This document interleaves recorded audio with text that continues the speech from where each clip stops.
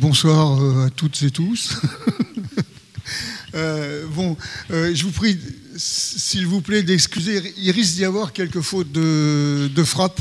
Parce que je suis arrivé, j'ai dit ce matin, je n'avais pas eu le temps de faire de PowerPoint, donc j'en ai quand même fait un.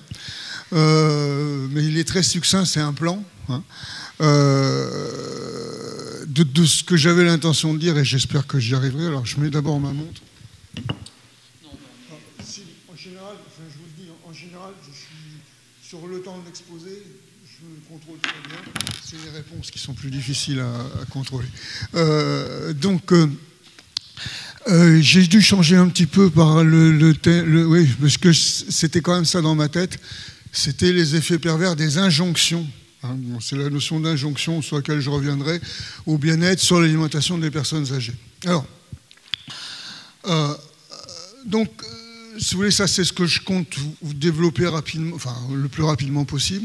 Bon, c'est d'une part réfléchir un petit peu sur ce que j'appelle le regard sociologique et la déconstruction donc de l'énoncé, hein, c'est-à-dire les effets pervers. Donc je le ferai autour du mangeur, assez rapidement quand je ferai ça. De la personne âgée, c'est-à-dire que bien sûr il est mangeur aussi, mais la personne âgée en tant que telle, hein, donc vous voyez c'est déjà de la déconstruction, et puis la notion de bien-être qui m'est relativement chère en ce moment, enfin je suis plutôt contre en ce moment, donc je vous expliquerai pourquoi.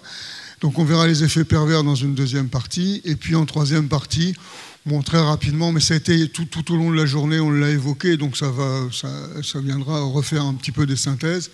Je dirais une alimentation du mieux-être, parce que je pense que c'est ça qui me... Enfin, je vous le développerai. J'aime bien la notion de mieux-être, j'aime pas celle de bien-être. Bon. Et l'être bien, c'est paradoxal, mais quand vous ne mettez pas dans le même sens, ça n'a pas du tout la même signification. Et déjà, quand j'étais allé à Milan, on est au moment où il y a eu l'exposition internationale Nourrir le monde, etc., j'avais été invité 2 fois, et une fois, c'était sur la notion de bien-être, et j'avais commencé, c'est là où j'avais pris conscience de toutes les récupérations et de tous les effets pervers qui pouvaient se mettre en place autour de cette notion de bien-être. Voilà. Donc vous êtes à peu près dans l'ambiance. Alors, première chose, donc préambule. Pour ceux qui ne me connaissent pas, j'adore les préambules. Hein. En général, mes exposés, ce ne sont que des préambules et des préliminaires. Et après, j'ai plus le temps de développer le reste, mais en général, je les fais à travers les préambules ou pour partie. Donc, préambule au pluriel et déconstruction au singulier concernant le mangeur. Alors, d'abord, la notion de mangeur pluriel. Je pense que dès qu'on s'intéresse à l'alimentation, quel que soit le segment ou l'âge de la vie, il faut avoir cette notion de ce que j'appelle le mangeur pluriel. Alors, c'est que, et ça a été dit plusieurs fois déjà dans le cours de la journée, aucun mangeur tous les mangeurs sont singuliers. C'est-à-dire que, d'une part, au sein d'une même trajectoire sociale, et Dieu sait qu'il y a des trajectoires sociales différentes, mais au sein d'une même trajectoire sociale, il y a une singularité du mangeur. Il n'a pas la même histoire tout à fait que celle de son frère ou de sa sœur ou de sa mère, a fortiori, etc. C'est-à-dire que nous sommes tous différents. Donc il y a une sorte de singularité du mangeur qu'il ne faut jamais oublier et qui est l'un des grands challenges dès qu'on touche à la restauration collective, puisque finalement, il faut nourrir des gens qui sont tous dans la singularité. Et que donc il faut que l'offre soit le plus possible respectueuse et corresponde à ses attentes singulières. Bon, donc le mangeur pluriel, c'est à la fois la singularité, la spécificité d'un mangeur qui est inclus dans des trajectoires, dans des histoires qui sont personnelles, dans des histoires qui sont familiales, dans des histoires qui sont sociales, qui sont géographiques, qui sont religieuses, qui sont tout ce que vous voudrez. Tout ça va le rendre déjà créer une pluralité, et en même temps, moi c'est l'autre notion qui m'intéresse dans la notion de mangeur pluriel, c'est le fait que le mangeur est pluriel à travers le temps. On a beaucoup parlé du temps et je suis content parce que c'est une chose qui m'est chère. À travers le temps, ça veut dire que si vous prenez... Bon, ce qui est mon cas en tant que je me place uniquement du point de vue de la sociologie. Hein. Un sociologue qui fait du terrain, je suis artisan de la sociologie, comme je dis.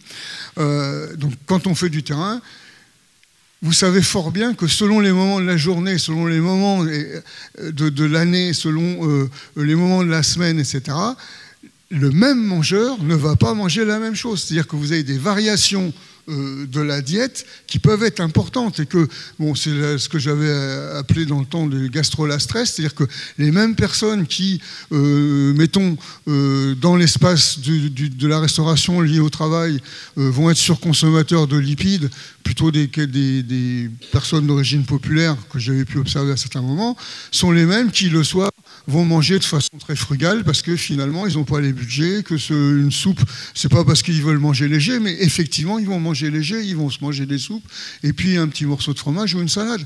Bon, mais alors le midi, à moi la religieuse au chocolat, qui va conclure un repas auquel on a mangé de la viande en sauce, plus du pâté, on a bu de la Valstar, s'il y a encore de la Valstar sur la table, etc. etc. Bon. Donc, et à l'inverse, vous allez avoir des personnes qui sont très dans l'alimentation au travail. Alors c'est plutôt marqué par le genre, enfin au moment où j'ai fait des grosses enquêtes sur ce sujet, des personnes qui vont vous dire mais moi je mange léger, enfin vraiment c'est le repas réduit à un plat, salade complète, et il ne faut pas qu'il y ait beaucoup de protéines d'origine animale ou de lipides d'origine animale dans la salade. Par contre, le soir ils n'y pensent pas, mais en rentrant chez elles pour l'apéritif ou chez eux pour l'apéritif, petite tranche de saucisson, une petite tranche de... puis alors on va se faire du copeau de parmesan, à tire-larigot dans la salade qu'on fait, parce que je me souviens de personnes qui, par exemple, et ça c'est des cohortes qu'on trouve maintenant, vous voyez, c'est ça la pluralité, qui vont sur des... alors je ne vais pas prendre l'exemple du parmesan, je vais prendre l'exemple du comté. Des personnes qui me disaient, alors vous voyez les soucis du déclaratif par rapport à ce qu'on a pu évoquer ce matin. Nous, on ne mange pas de fromage. D'accord ? Sauf que moi, je vais chez elle ou chez eux et je les vois manger. Et je dis, attendez, là, c'est du comté. Ah, c'est pas du fromage, ça, c'est du comté. Pourquoi ? Ça, c'est contre l'ostéoporose. Bon. Alors, vous voyez, au nom de la médicalisation de l'alimentation, et donc, d'un seul coup, alors c'est très intéressant de voir justement toute la subjectivité du rapport à l'alimentation que vous avez retrouvé. C'est-à-dire que si vous... et donc, il y a des déclaratifs qui vont changer. Le fromage change de statut d'un seul coup. Et plus le fromage, ce qui est paradoxal, parce qu'ils ne veulent pas manger de fromage parce que ça fait grossir, parce que c'est gras. Et quels sont les seuls fromages qu'ils vont manger ? Du comté, des chèvres très secs, du fromage de chèvre très sec, bonjour quand même du point de vue des lipides, et du parmesan, c'est-à-dire des fromages qui sont secs. Et il y a même eu, je me souviens d'une femme, dans la métaphore, qui m'avait dit, c'est bien parce que finalement, par rapport à l'ostéoporose, c'est déjà presque comme de l'os. Ça, c'est quand même très intéressant de voir que la texture du fromage... Alors, par contre, le camembert qui coule, ça, c'est gras, c'est dégueulasse. Parce qu'en réalité, l'information nutritionnelle n'a absolument rien à voir avec la perception gustative. Bon, donc ça, c'est des choses comme ça. Et donc, à certains moments, on se lâche, comme on dit, parce qu'il y a de l'ambiance et des trucs comme ça. Donc, le même mangeur peut... C'est le carnaval, souvent. On n'est pas toujours à manger les mêmes choses, toujours être dans la même surveillance de soi, etc. Bon, ça, c'est les premières choses. Bon. Deuxième chose, toujours du point de vue des déconstructions, c'est les inégalités. Les inégalités, et particulièrement, alors puisque je vais quand même parler de la personne âgée, je veux dire que les inégalités vont se renforcer avec l'âge. Alors pas uniquement des inégalités de revenus, bien sûr, bon, des pouvoirs d'achat, contrairement... Alors bon, je fais partie d'une génération quand même où j'ai vu apparaître le troisième âge, le marché des seniors, etc. Allons-y coco, le pouvoir d'achat qui va augmenter et tout, sauf que quand on regarde maintenant, le pouvoir d'achat, d'abord, ça n'a pas augmenté autant que ça parce qu'il y a eu des solidarités familiales qui font qu'il y a eu on a prêté aux enfants, on a aidé, etc. Et qu'en réalité, les pouvoirs d'achat, c'est le marché rêvé, le marché en or des seniors qu'on nous sortait avec des violons dans les années 90-95, on ne l'a jamais vraiment vu arriver, hein. Sauf sur certains segments de population. Et donc les inégalités, je veux dire qu'au-delà donc de ces inégalités de revenus auxquelles je veux pas développer, il y a des inégalités que je constate à travers les enquêtes que je peux toujours faire sur le territoire par rapport à l'accès à l'alimentation. On les a un petit peu évoqués cet après-midi, mais je pense que l'une des grandes inégalités, c'est par rapport à l'accès à l'alimentation, c'est-à-dire le fait que si vous habitez une zone rurale, même si vous avez des revenus, J'ai fait des enquêtes il n'y a pas très longtemps dans l'Est de la France, bon, dans les zones rurales dans l'Est de la France, de gens qui ont des bons revenus. Sauf que le mari meurt,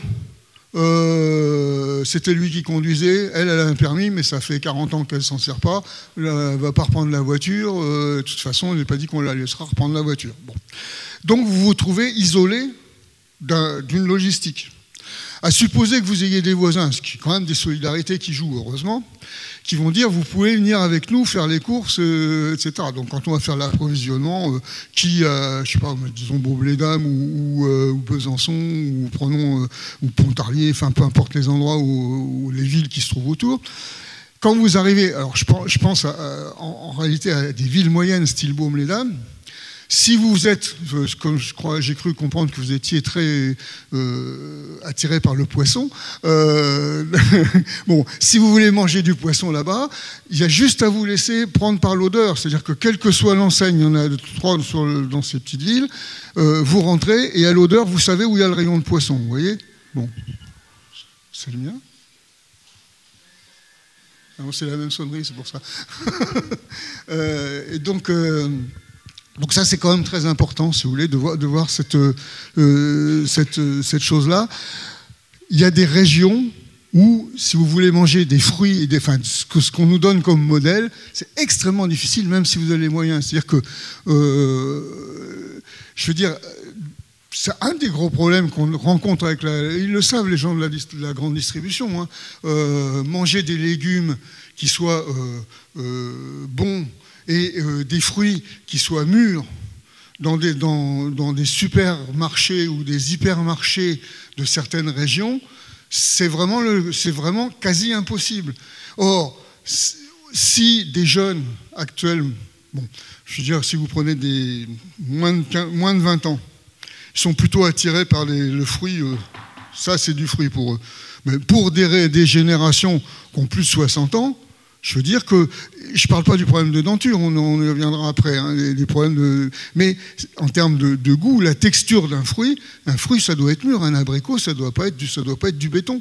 Hein, bon. Et que trouver un abricot qui ne soit pas pourri, qui ne soit pas du béton dans certains endroits, c'est extrêmement difficile. Enfin, je prends l'abricot, mais on peut y aller. Donc, et les inégalités, elles sont là. C'est-à-dire que selon vos moyens financiers, selon vos logistiques, les logistiques de déplacement dont vous disposez, et selon l'offre qui vous est donnée, il y a des inégalités territoriales extraordinaires qui se mettent en place. Et que plus on est vieux, plus on subit de plein fouet, quelles que soient ses capacités à être encore autonome, on subit de plein fouet ce genre de choses. Enfin, dernière, ce sera la déconstruction concernant le mangeur, le répertoire gastronomique différent, puisque, ce que je disais tout à l'heure, selon son appartenance sociale ou sa mémoire sociale ou l'histoire sociale à laquelle on se rattache, eh bien, on a des préférences alimentaires qui vont être très différentes. C'est-à-dire que, et selon le genre, et selon... on voit comment, par exemple, l'engouement pour des viandes en sauce ou pas va être marqué socialement. Ça l'était moins avant. Là, les cohortes qui sont dans les maisons de retraite en ce moment, on voit très bien comment il y a encore ceux qui mangent beaucoup de sauce et qui sont plutôt les hommes plus les personnes d'origine relativement populaire, je dis hommes plus femmes plutôt d'origine populaire, et comment, je disais, parce que c'est la caricature qu'on avait déjà dans les années 80, quand avec Lambert on faisait les premières typologies de mangeurs, on voyait bien comment il y avait déjà le créneau, il y avait les instituts, les professions paramédicales et un certain type de professions du tertiaire qui étaient déjà des personnes qui mettaient en avant non pas une diète totalement végétarienne, mais l'importance du végétal, et qui l'ont gardé avec elle. Et comment vous allez retrouver dans les maisons de retraite ces différences-là qui font qu'il y a des répertoires gastronomiques selon son appartenance sociale, selon son genre, selon la région d'où l'on vient, on va avoir des préférences alimentaires qui font que tel type de mets ou tel type d'aliment va déclencher un désir de consommation ou ne va pas déclencher un désir de consommation et va donc déclencher du plaisir ou pas du plaisir. Ça a été bien expliqué dans toutes les interventions d'avant, donc je ne vais pas revenir là-dessus. Donc ça, c'est déjà, je dirais, c'est valable pour tous les segments de la population, mais c'est particulièrement vrai pour ce qui concerne les personnes âgées. Deuxième chose, les spécificités des personnes âgées. Alors, juste un petit point sur ce qu'on appelle en sociaux, enfin il n'y a pas qu'en sociaux, c'est ailleurs aussi, mais c'est quand même, je crois, en sociaux que ça a été trouvé, la différence entre les effets d'âge, enfin l'effet d'âge et l'effet de cohorte, c'est pas tout à fait la même chose. Bon. Plus je vieillis, nous vieillissons tous, mais plus l'on vieillit, disons, plus effectivement des préférences alimentaires vont réapparaître. Bon. Le goût pour le sucré va réapparaître. Je me souviens d'une personne qui était assez vieille, hein, qui était un monsieur qui avait 85 ans, donc il était quand même vieux. Il me disait « Oh, je deviens vieux ». Je dis « Ah, pourquoi vous devenez vieux ?» Ça se voyait quand même. Mais pourquoi vous devenez vieux? Il disait « Oh, je me suis remis à aimer les desserts ». Bon, alors, je me remets à aimer les desserts, c'est-à-dire que finalement, quand j'étais un homme, je ne mangeais pas de sucre, ça c'était un truc de bonne femme. Bon, hein, bon, mais maintenant, je mange sucré. Bon. Donc le sucre, au-delà de ces... On ne va pas varier sur les fonctions qui ont été plus ou moins évoquées tout à l'heure, de diminution de l'anxiété, mais il y a tout un tas de choses qui vont arriver et qui font que plus on vieillit, plus à la fois on aime le sucré et paradoxalement, on apprécie l'amertume.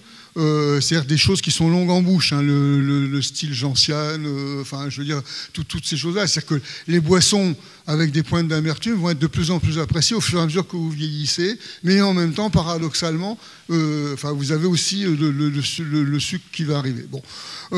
Donc ça, c'est l'effet d'âge. Hein. Bon. Et puis, ce qui a été un des problèmes de beaucoup de PME qui ont déposé le bilan, c'est que les croquets, vous savez, c'était la mode dans le temps, avec beaucoup d'amandes dedans, etc., des trucs... dur comme ça aussi, ça c'était le grand truc de ma grand-mère aimait ça, donc vous voyez, on est au début du siècle, hein. Sauf qu'il y a encore des gens qui aiment ça, parce que dans leur enfance ils en mangeaient, sauf que maintenant ils n'ont plus les dents pour le manger, donc finalement les seuls qui aiment vraiment ce genre de biscuits, ils ne peuvent plus le manger, donc à moins de faire trempette dedans, et ça n'a pas le même goût, quoi. C'est bon quand c'est dur, et donc c'est des vrais problèmes, donc ça c'est l'effet d'âge. Plus, on ne l'a pas évoqué, on a évoqué la dentition, mais ce qui est quand même très important, qui est je dirais, l'humidification de la bouche, enfin, qui fait que la déglutition va devenir de plus en plus difficile et que la peur des fausses routes risque de créer des anxiétés par rapport à la consommation de certains produits. Bon, mais ça, c'est de l'âge. C'est-à-dire que, quelle que soit l'année où on est né, si on a la chance de vivre vieux, on va passer un jour ou l'autre par ces stades-là. On les connaîtra. Bon, on peut les remédier plus ou moins, mais on les connaîtra. Bon. Et puis, il y a l'effet de cohorte. L'effet de cohorte, c'est ce que la Nouvelle République vous dit, hein, le journal de votre naissance, les trucs comme ça, c'est la cohorte. C'est-à-dire que, par exemple, si je prends mon histoire à moi, enfin ma cohorte, hein, c'est Coca-Cola dans les pharmacies avant d'être interdit en France. C'est-à-dire que la première fois que j'ai bu du Coca-Cola, j'étais un enfant chétif, j'étais un enfant chétif à la Bourboule, avec une maman qui était dépressive parce que le papa n'avait pas pu rester parce qu'il était reparti travailler.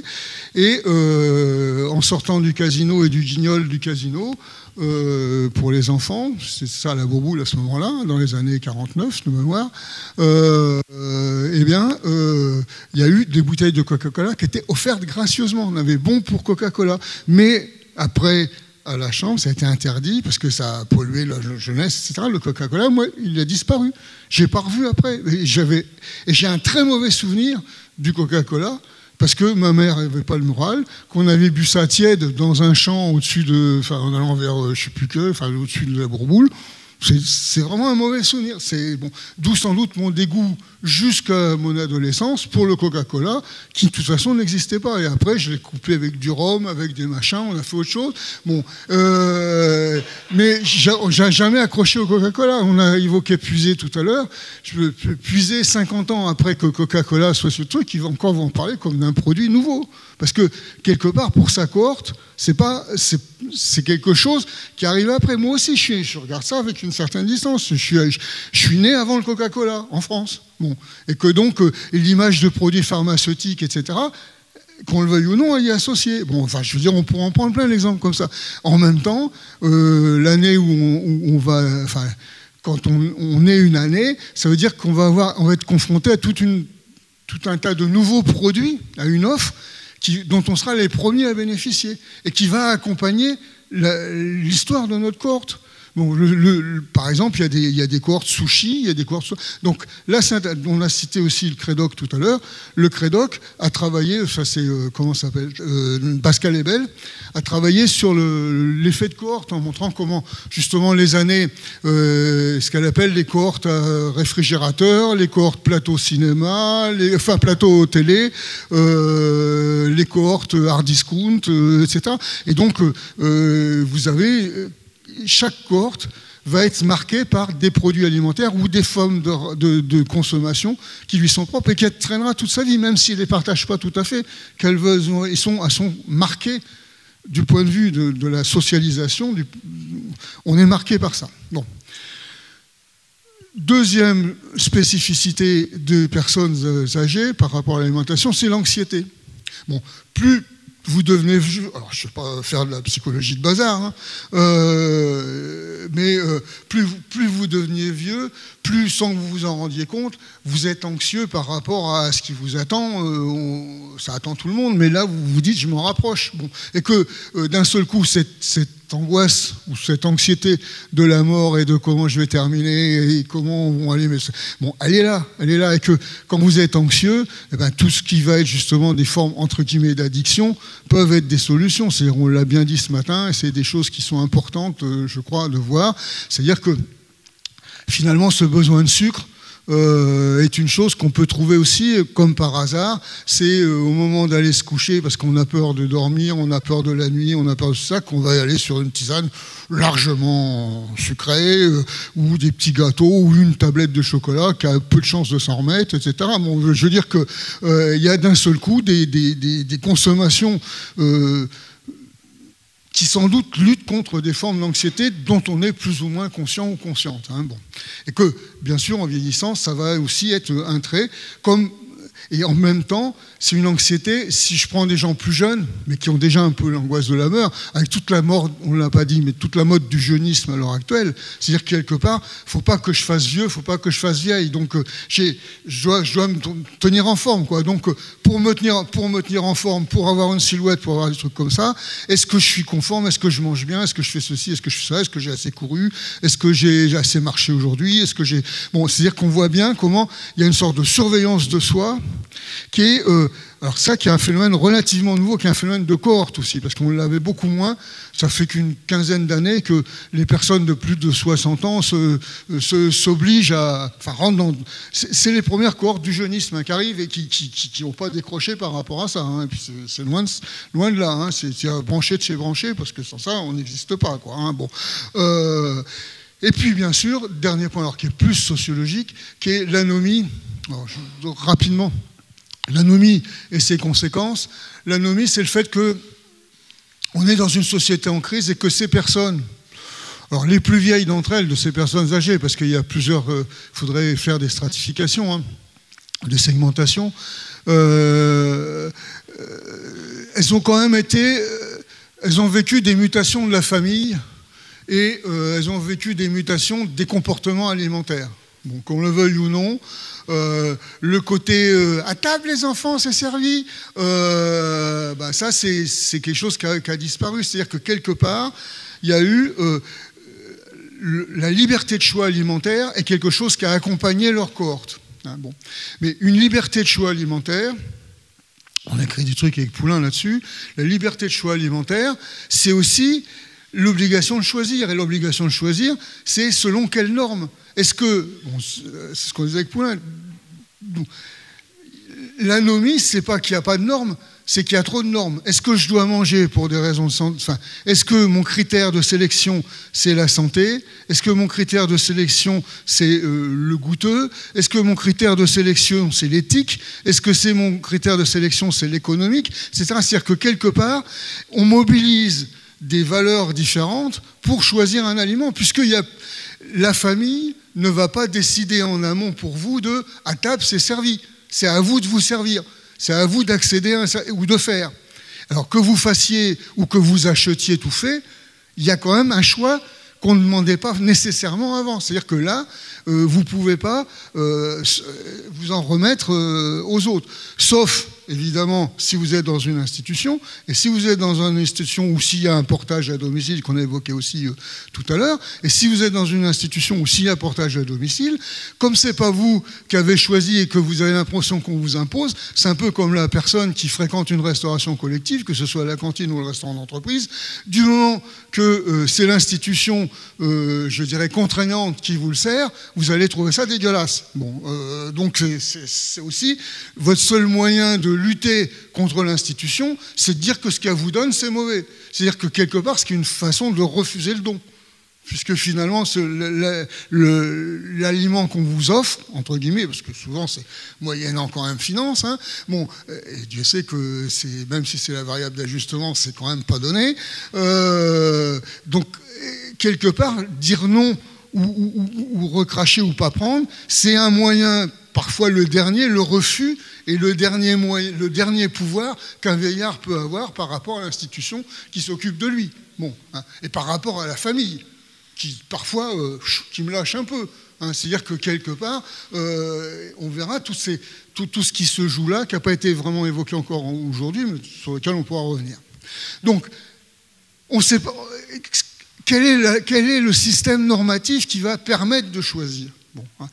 Et pour le coup, il y a angoisse, il y a anxiété aussi. C'est-à-dire que comment je choisis. Alors, en sociaux, il y a deux, je baptise, mais par rapport à ce qu'on appelle une crise anomique, il y a un comportement, et ça va nous expliquer le reste, j'espère. Il y a deux types de comportements, enfin deux paradigmes, je caricature un peu. Le premier paradigme, c'est la classification, parce que ça rassure, ça sécurise. C'est-à-dire que d'un seul coup, comme il y a la crise anomique, c'est professeur Choron, que dois-je faire ? C'est-à-dire que finalement, dites-moi ce que je dois faire. Et donc, la Révolution française, on donne ça souvent, c'est du Vignon, on donnait ça.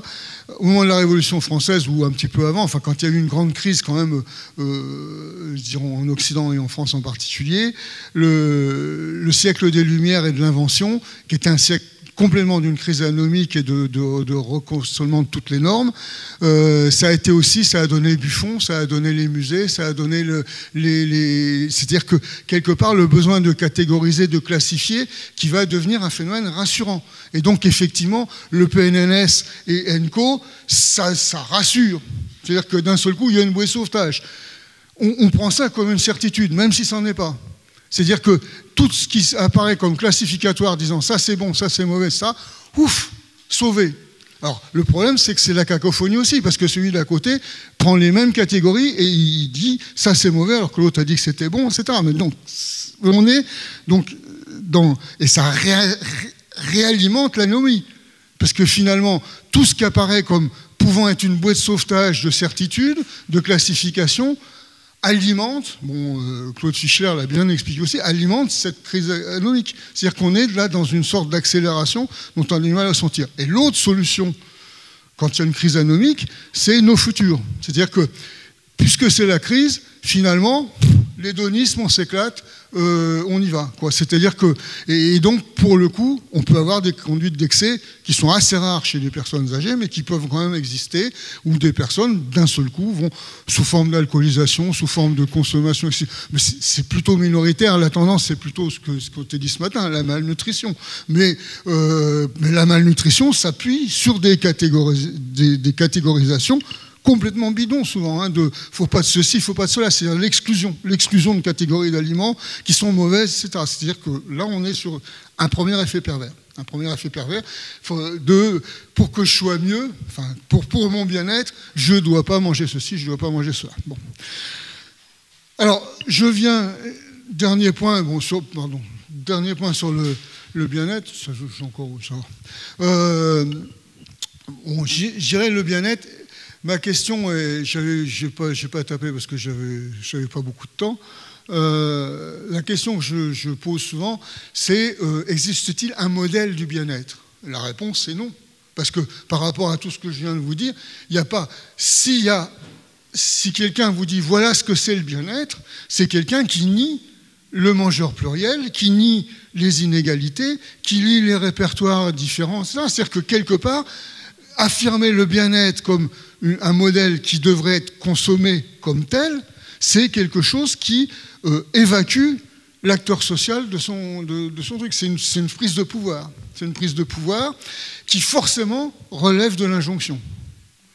On ne peut pas dire voilà ce qu'il faut faire, c'est le bien. C'est des choses qui sont dramatiques. Alors que ce qu'il faut, je vous le dis tout de suite, c'est ma position en tout cas, il faut aller dans le mieux-être, c'est-à-dire le fait de dire, non pas être dans celui qui dit ce qu'il faut faire, mais dans celui qui se met à côté de l'autre et qui va avoir une attitude d'aidant ou d'accompagnateur pour modifier si pathologie ou risque il y a, ce qui n'est pas forcément le cas, pour modifier et de façon à ce que la personne, si elle a du diabète, puisse diminuer son taux de diabète, si elle a du cholestérol, je serai plus réservé sur le cholestérol, puisse diminuer son taux de cholestérol, sous réserve, si on en croit l'air. Alors aussi, ça dépend qui regarde, parce que les gériatres, alors là, vous vous apercevez que les discours sont aussi de l'ordre de la cacophonie, entre l'épidémio, la gériatrie, la cardio et la cancérologie. Vous avez 4 positions différentes sur les espérances de vie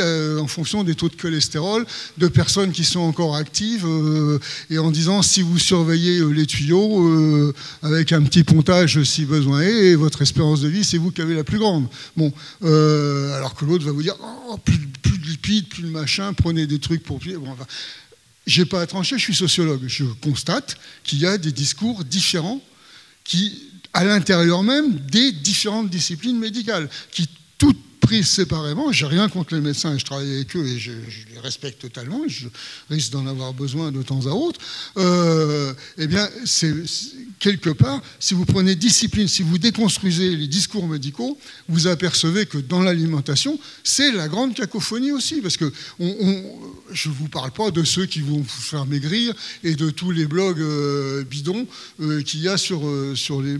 Et donc tout ça, quand vous êtes relativement vieux, quand vous avez peur, parce qu'il y a des peurs qui vont arriver, mais tout ça, ça va contribuer au fait que finalement, plus on vous parle de bien-être, plus vous avez une mésestime de vous et plus vous allez mal, quoi. Et donc, c'est-à-dire qu'on accentue vos problèmes et on tombe dans les effets pervers. Alors, aide ou injonction, c'est ce que je viens de dire. Donc, je dis tout de suite, en tout cas, je milite pour une aide et non pour une injonction. Ouais. Bon. Attention à l'hypermédicalisation, c'est ce que je viens de dire aussi à l'instant. Hein. Bon, c'est-à-dire que et l'hypermédicalisation, c'est-à-dire que l'aliment, et ça a été dit très bien par Hubert tout à l'heure, en montrant que manger, c'est d'abord un acte social, hein, bon, c'est important de montrer ça, et que c'est pas un acte médical. Bon, qu'on ne prenne pas de risques médicaux, oui, mais que ce soit la médecine qui réduit, c'est-à-dire qui désenchante l'alimentation. Hein, on peut parler là de désenchantement d'une alimentation, ça c'est quelque chose qui, quelque part, va créer un effet pervers, parce que quelque part, il y a une culpabilité, il y a une mésestime de soi, il y a un développement du rapport réflexif, il y a tout un tas de choses. On va être dans des restrictions cognitives qui vont être au contraire, parce que ceux qui les entendent le mieux sont ceux qui, généralement, se comportent pas trop mal. Bon. Et ceux qui vraiment en auraient besoin, de toute façon, ils ne vont pas les entendre parce qu'ils sont dans finalement, on s'éclate et puis on n'en a rien à faire, etc. Et donc, ça a été très bien dit par l'exposé du début de l'après-midi, je ne vais pas y revenir. Hein. Bon. Donc, effet pervers qui accentue à travers des discours médicaux ou paramédicaux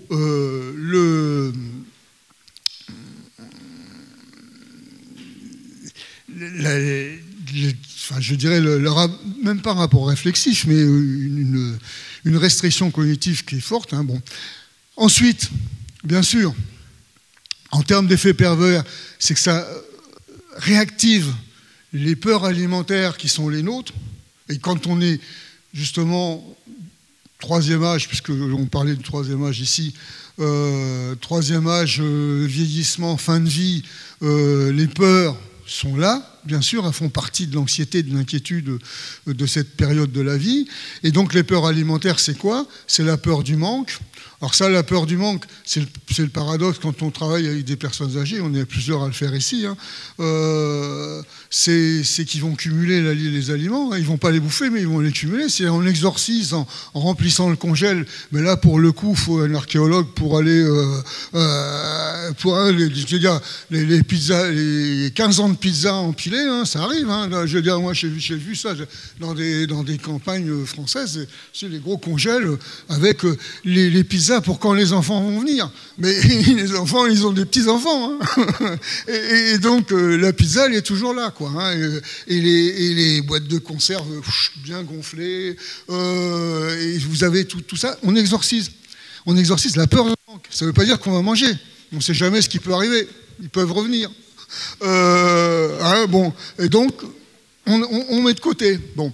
Et puis, en même temps que vous avez ça, vous allez avoir aussi la peur de l'excès, qui est une peur récente, qui est la peur qu'on a vu apparaître dans les années 50, justement.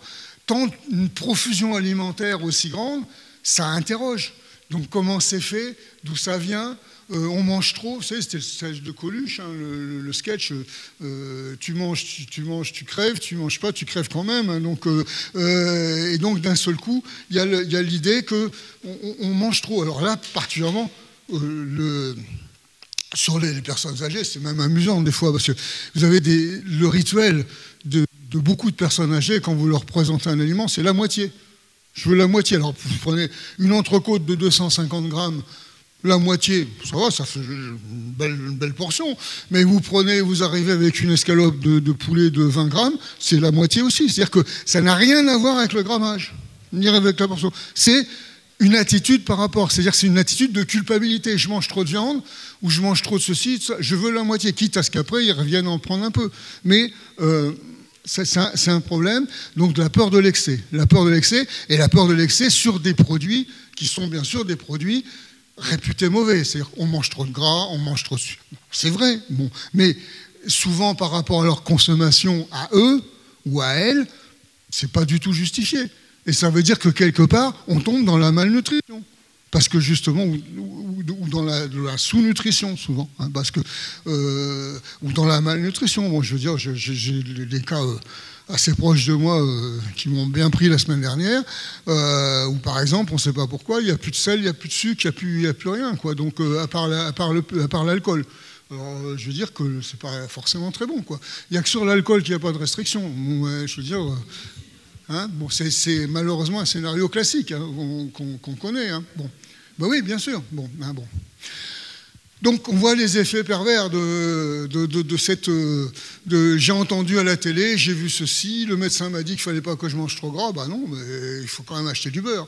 En mettre un petit peu. Bon, voilà. Bon. Alors c'est les mauvais produits. Et puis là, bien sûr, la peur que vous retrouvez, alors qui est plus une peur liée... au fait qu'on prépare plus soi-même, qui est une peur qui concerne les personnes dans les institutions, c'est la peur de l'empoisonnement, qui est aussi une des grandes peurs alimentaires de l'humanité. Donc les 4 types de peurs, hein, c'est peur du manque, je l'ai dit, peur de l'excès, je viens de le dire, la peur de l'empoisonnement, c'est qu'est-ce qu'ils ont mis là-dedans, ça n'a pas bon goût, et puis c'est mal fait, etc. Bon, c'est-à-dire qu'on règle aussi les comptes avec l'institution, mais pas forcément, des fois il y a la peur.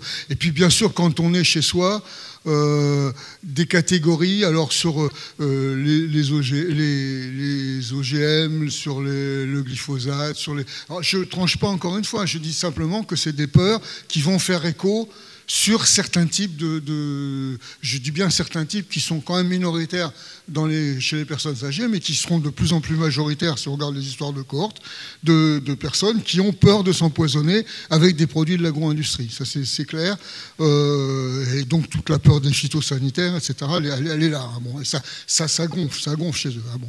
Et puis, la dernière peur que j'ai suggéré depuis quelque temps de rajouter aux peurs alimentaires, qui est la peur du regard de l'autre. Qui est un vrai problème, la peur du regard de l'autre. La peur du regard de l'autre que vous trouvez même en maison de retraite. Je me souviens d'interviews que j'ai pu faire, ou de personnes qui ne veulent plus qu'on les voit manger. C'est-à-dire que j'ai honte, la honte de baver, la honte d'un seul coup, qu'est-ce que l'autre va penser de moi? Et le regard de l'autre, où j'ai une Parkinson et j'arrive plus à bien couper la viande. Donc finalement, la solution, c'est que je reste dans ma piaule ou que je me montre pas sous le regard des autres. C'est pas qu'on veuille pas rencontrer les autres, c'est qu'on a peur de pas être présentable. Et un petit peu plus jeune, sur ce qu'on appelait les jeunes seniors avant, c'est un certain nombre de personnes qui veulent plus aller à la piscine, qui veulent plus dénuder partiellement leur corps, parce que qu'est-ce qu'on va penser de ma graisse, ou qu'est-ce qu'on va penser de ma peau fritée, ou qu'est-ce qu'on va penser enfin peu importe. D'un seul coup, la peur du jugement social sur le corps et sur les comportements corporels fait que c'est une nouvelle peur alimentaire qui apparaît et qui me paraît et qui est sur toutes les catégories d'âge, hein, parce que chez les adolescents c'est très fort, hein, et c'est une peur, à ma connaissance, je crois que je suis le premier, pour l'instant le seul, j'espère qu'il y en aura beaucoup d'autres, à l'avoir donné dans les nouvelles peurs alimentaires. Bon. Enfin, l'instrumentalisation du bien-être par des pouvoirs de types différents, moi je l'ai dit, hein, c'est-à-dire qu'il y a à la fois bien sûr le bien-être, l'obligation. Alors là, pour le coup, on est dans l'injonction.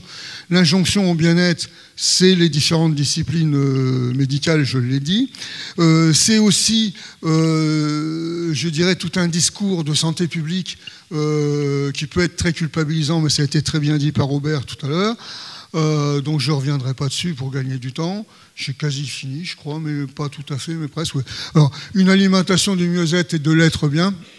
Bon. Ça reprend un petit peu ce que je viens de dire, sinon il y a un point de plaisir que je vais développer. Le respect de l'identité alimentaire, bien sûr, c'est-à-dire préférence et rythmes alimentaires. Bon, quand on est en institution ou quand on fait du livrage à domicile de repas, respecter à la fois, au moins écouter qu'est-ce qui vous ferait plaisir, etc. C'est-à-dire qu'on soit consulté, qu'on ne soit pas exclu de ce qu'on vous propose à manger, et que ça arrive à des rythmes qui correspondent à ses propres rythmes.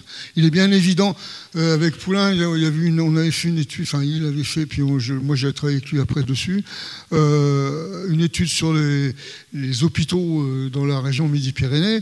Vous avez des personnes, par rapport à leurs rythmes alimentaires, on leur servait un repas 1h30 à 2h avant qu'ils aient l'habitude de le prendre.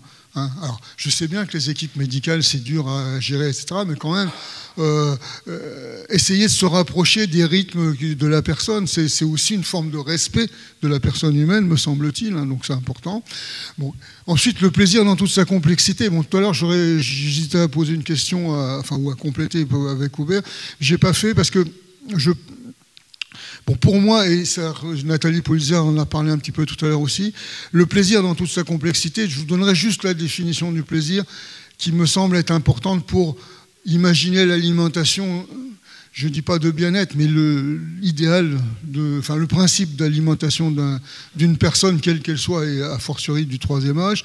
Le plaisir dans toute sa complexité, ça veut dire que l'histoire, pour moi, le plaisir, la complexité du plaisir, je démarre d'une définition de Puisé. C'est l'histoire du mangeur, on est bien d'accord, donc l'histoire du mangeur, donc la Madeleine et tout ce qu'on a pu dire, et la formation tout au niveau biologique, au niveau psychologique, à tous les niveaux. Donc l'histoire du mangeur rencontre l'histoire du produit. Autrement dit, le produit me raconte une histoire qui correspond à la mienne. Donc l'histoire du mangeur rencontre l'histoire du produit et crée une sensation agréable. C'est-à-dire que le plaisir, c'est ce produit-là me raconte quelque chose dans une situation donnée. C'est-à-dire qu'il y a toujours les situations.